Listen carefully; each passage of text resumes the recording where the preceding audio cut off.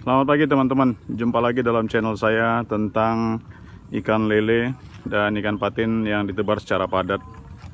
Tapi kali ini kita ingin sedikit mengulas tentang pertanian, khususnya padi.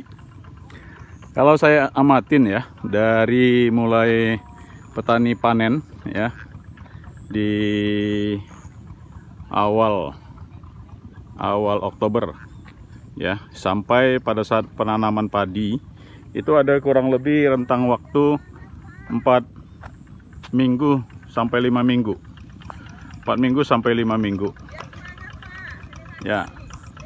Jadi artinya dalam 1 tahun sesuai informasi dari para petani itu 3 sampai 3,5 bulan panen. Artinya dengan rentang waktu 4-5 minggu proses penanamannya dari panen, berarti dalam setahun petani panen 3 kali. Mungkin saya ingin menyorotin apa penyebabnya sampai perlu waktu ya, perlu waktu 4 sampai 5 minggu. Pertama,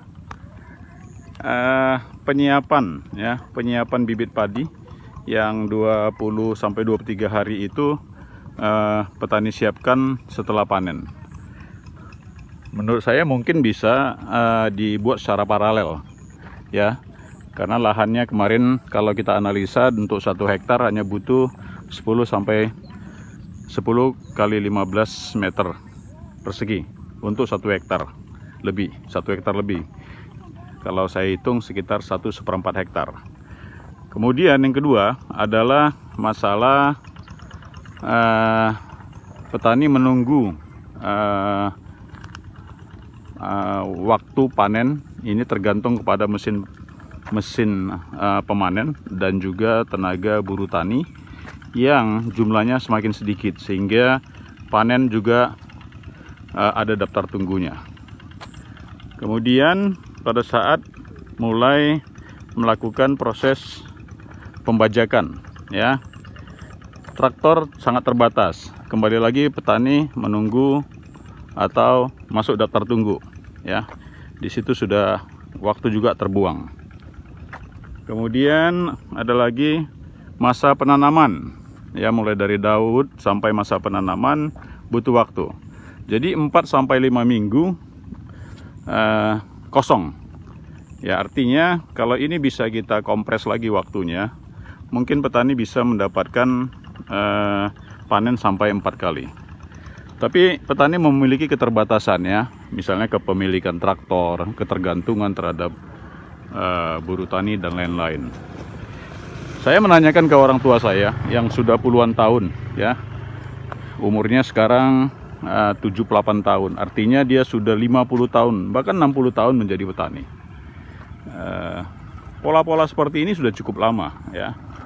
Jadi rata-rata kalau diirigasi teknis ya, setahun mereka hanya bisa panen 3 kali. Artinya apa? Artinya kita ini mungkin ya, para research atau para ahli agronomi sudah menciptakan varietas-varietas unggul ya. Tapi dalam kondisi 50 tahun lebih ya, setelah saya tanya orang tua, artinya perkembangannya lambat ya, perkembangannya lambat. Tapi kalau kita perhatikan ya, mungkin di setiap university pasti ada fakultas pertanian. Kita juga punya cukup banyak ya university yang memiliki fakultas pertanian. Penyebabnya apa sih? Apakah memang kita kurang research atau memang ya udah seperti itulah, pokoknya berjalan seperti gitu saja. Itu yang dirasakan para petani. Mungkin PR ini kalau diseriusin ya, bisa merubah. Tentu bisa merubah kesejahteraan petani juga, keinginan pemerintah yang ingin meningkatkan ketahanan pangan, apalagi sudah dibuka oleh Pak Presiden masalah lahan baru sudah dibuka atau pembukaan lahan yang cukup besar di Kalimantan Tengah. Tapi kita bisa juga mengoptimalkan lahan-lahan sawah yang sudah ada gitu loh. Ya, misalnya tadi bagaimana kita bisa menciptakan 1 tahun 4 kali panen. Ujung-ujungnya adalah untuk kesejahteraan petani. Ya, PR ini kebetulan saya bukan ahli agronomi, tapi saya hanya melihat ya.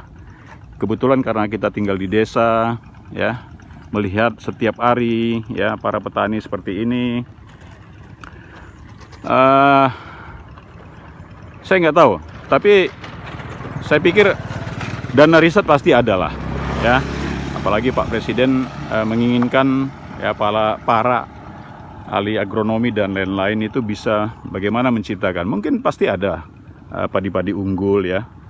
Tapi fakta di tempat kita ini, kita juga petani ya, walaupun tidak terjun langsung ya. Untuk kapasitas 1 hektar memang sangat minim produksinya ya.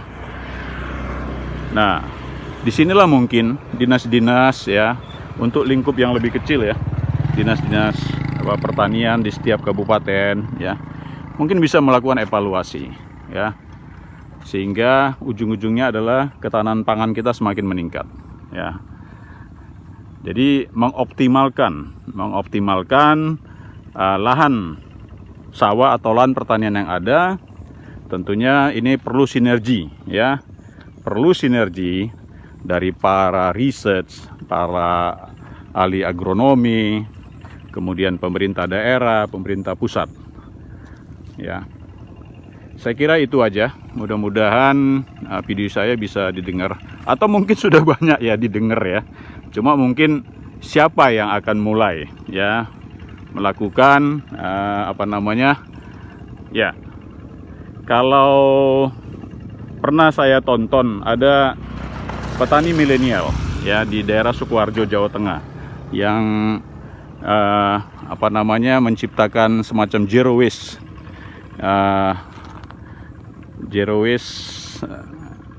jadi di petani milenial tersebut memiliki peternakan lele, kemudian memiliki juga peternakan sapi, lalu airnya dialirkan ke sawah, kemudian dengan sistem organik. Dan kalau tidak salah 1 hektar itu bisa menciptakan atau menghasilkan panen 10 ton 1 hektar. Ini luar biasa, ini luar biasa petani milenial ini. Saya kira mungkin itu aja ya, bagaimana sekarang kita mengoptimalkan padi 1 hektar itu bisa lebih dari 6 ton ya. Karena kita rata-rata di sini 5 sampai 6 ton di daerah ini. Ini Mas yang biasa membajak sawah. Nah, jadi dengan mengoptimalkan lahan yang sudah ada ya, ini saya kira sangat membantu ya untuk menciptakan ketahanan pangan. Demikian laporan pagi ini. Kiranya video ini bisa memberikan masukan kepada teman-teman dan juga para pemegang keputusan, baik di tingkat 2, tingkat 1 maupun di pemerintahan pusat. Terima kasih, selamat pagi.